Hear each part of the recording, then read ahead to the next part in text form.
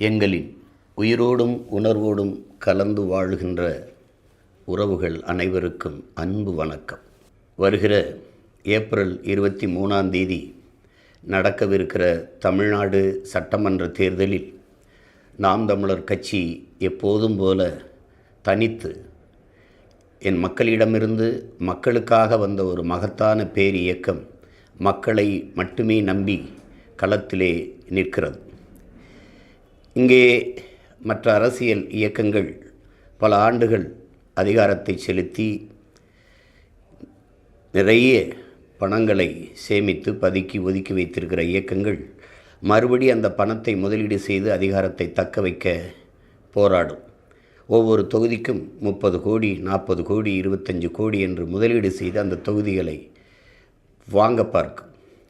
இந்த சூழலில் இந்த கேடுகட்ட பணநாயகத்தை வீழ்த்தி மாண்புமிக்க ஜனநாயகத்தை மலரச் செய்ய வேண்டும் என்ற மகத்தான கனவோடு களத்திலே நிற்கிற உங்கள் பிள்ளைகள், வாக்குக்கு காசு கொடுக்குற அந்த இடத்தில் ஒரு தொகுதியை வெல்ல 30 கோடி முதலீடு செய்கிற ஒரு முதலாளி தன் லாப தேவைக்கு முதலீடு செய்வாரா, மக்கள் சேவைக்கு முதலீடு செய்வாரா என்கிற கேள்வி அங்கே எழுகிறது.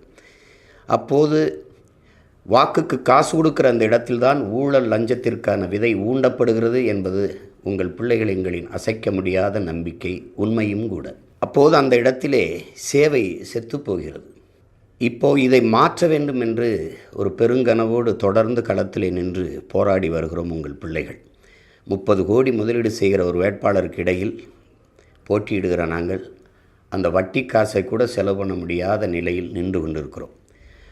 ஆனால் மக்களுக்கு சேவை செய்ய பணம் தேவையில்லை, தன்னலமற்ற உண்மையும் நேர்மையுமாக பணியாற்ற வேண்டும் என்கிற மனம் இருந்தாலே போதும் என்பதை நிரூபிக்கத்தான் தொடர்ந்து உங்கள் பிள்ளைகள் இந்த களத்திலே நின்று வருகிறோம்.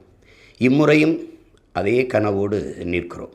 எங்கள் திருநாட்டில் எங்கள் நல்ல ஆட்சி, பசி, பஞ்சம், ஊழல், லஞ்சம், கொலை, கொள்ளை, சாதிய இழிவு, தீண்டாமை, பாலியல் வன்கொடுமை, அடக்குமுறை, ஒடுக்குமுறை, வழக்கொல்லை,